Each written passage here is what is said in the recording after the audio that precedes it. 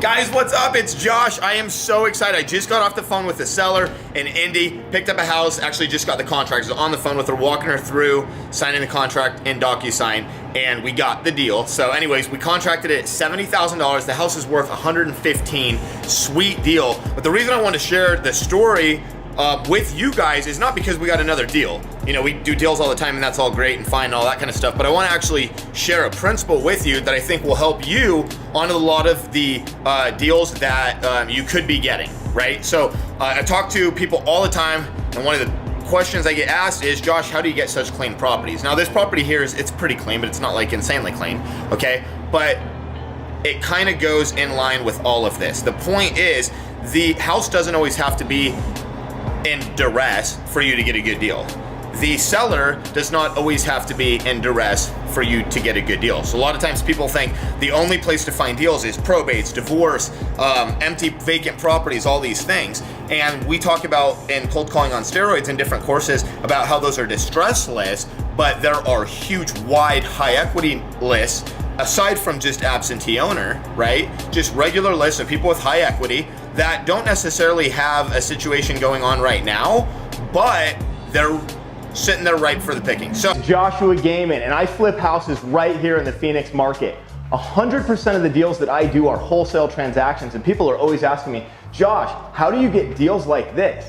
I'm gonna show you step by step how I do this, how I acquire houses that are off market at a discount for less than they're worth and make a ton of money quickly flipping them to other buyers right in that very same market.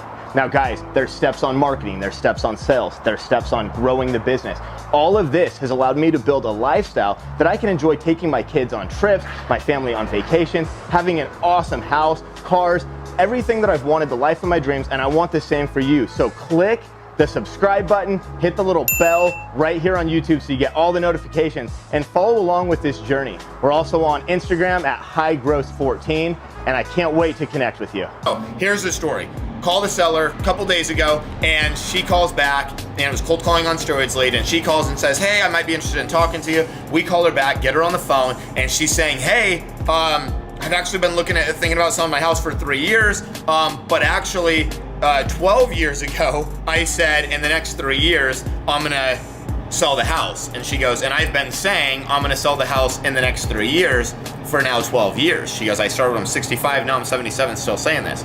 So we talked for a couple days, verbally had the deal yesterday, but she was headed out the door. She needed me to walk her through email because she doesn't use email very much. So I called her back today, got the deal. But here's the point, guys. She doesn't have anything, she doesn't have to move right now. She doesn't have any financial problems right now or health problems right now or problems with the property or problems with tenants. None of that, distress stuff is going on. So a lot of people would think, well, she's not a motivated seller. There's no crazy situation or anything like that.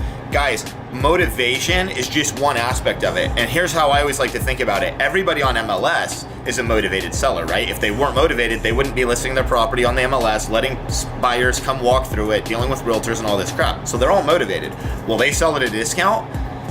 A lot of them on MLS will not. Here's the thing with these off-market people.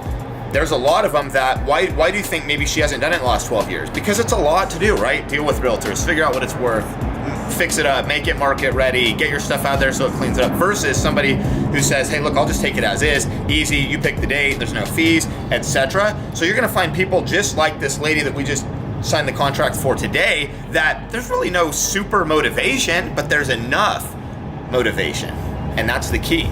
So what's her motivation? Her motivation is doing something she's really kind of wanted to do for a long time, and just having, I always make the joke, Jesus showed up, right? And made it all really easy. Now, obviously I'm joking, but it's a good way to think about it, right? There's a lot of people out there right now that have a lot of equity. The difference selling wholesale and retail wouldn't be that big of a deal, and they definitely want the convenience of what you have to offer as a cash investor. So don't be focused on, if there's nothing wrong with the property, if there's not this, if there's not that there's not a deal. There are so many deals out there. It's ridiculous. Hope that helps, guys. Peace, love, and real estate. Go crush it.